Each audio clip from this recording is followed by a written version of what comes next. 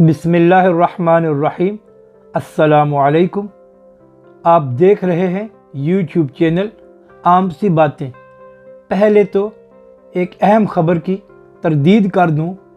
ये जो कल से चल रहा था कि मुसलमान हुक्मरानों की गैरत जाग गई है, तो उसका ऐलान कल तमाम सरबराहों ने एक साथ किया है कि हमारी कोई गैरत नहीं जागी, इसलिए हमारे मुतल्लक झूठी खबरें ना फैलाई जाए।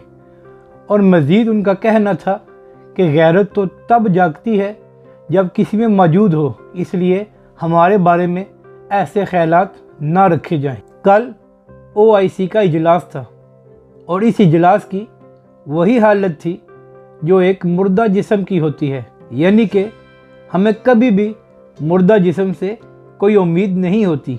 इसी तरह कल के इजलास से भी किसी को कोई उम्मीद नहीं थी और अल्लाह भला करे इन सब का।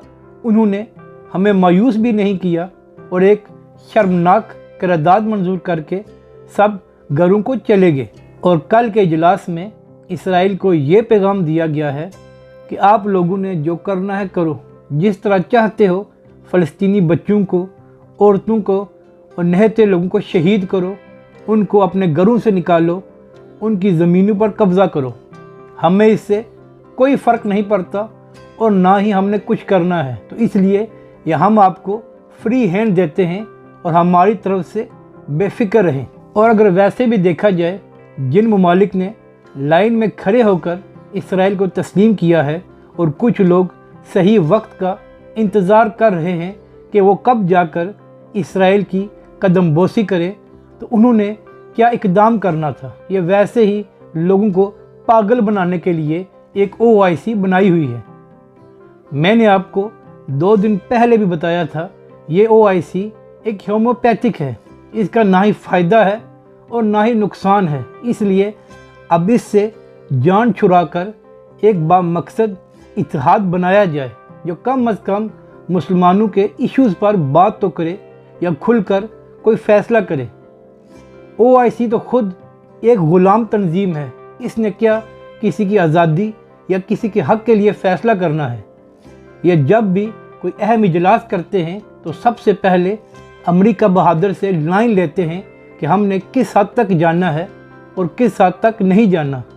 तो जो खुद किसी के मातहत होंगे, उन्होंने क्या फ़ैसला करना है फ़लस्तीन के लिए या कश्मीर के लिए। इसलिए वो ममालिक जो चाहते हैं कि मुसलमानों के लिए आवाज़ उठाएं, उनको चाहिए कि एक और इत्तेहाद बनाएं जो बामकसद हो और जो कुछ करने के काबिल हो। दूसरी तरफ कल सलामती कौंसिल का भी इजलास था और वहाँ पर अमेरिका ने अपनी हठधर्मी से इसराइल के ख़िलाफ़ कोई करारदाद भी मंजूर नहीं होने दी। यहाँ से एक बात तो साबित होती है कि जो लोग और जो ममालिक इसराइल के साथ खड़े हैं वो खुलकर उसका साथ दे रहे हैं। मगर अफसोस इस बात का है कि जो लोग इस बात का दम भरते हैं कि हम फ़लस्तीन के साथ हैं, वो बेशर्मी की हद तक खामोश हैं और कुछ भी नहीं कर रहे। अगर आप इसराइल का नक्शा देखें तो एक छोटी सी रियासत है मुसलमान ममालिक के दरमियान में और उसके इर्द गिर्द लेफ़्ट राइट सब मुस्लिम ममालिक हैं और वो भी बड़े बड़े।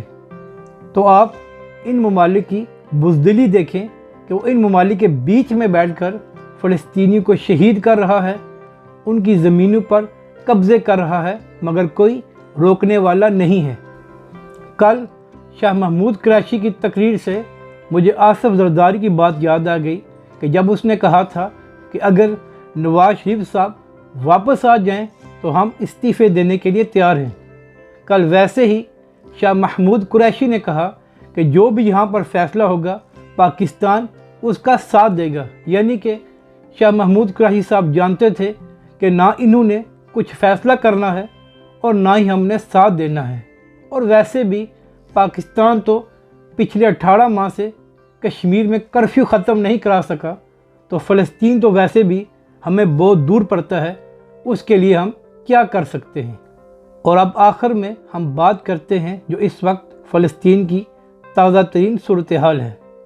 तो अब तक की इतलात के मुताबिक 200 से ज़ायद फ़लस्तीनी शहीद हो चुके हैं, हज़ारों लोग बेघर हो चुके हैं और 50 से ज़ायद बच्चे भी शहीद हो चुके हैं।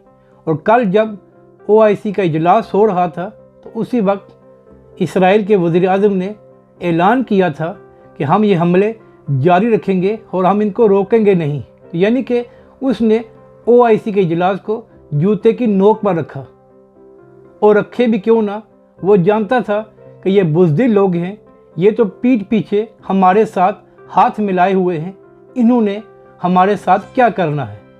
अगर आपको हमारी ये वीडियो अच्छी लगे तो इसे लाइक और शेयर ज़रूर करें।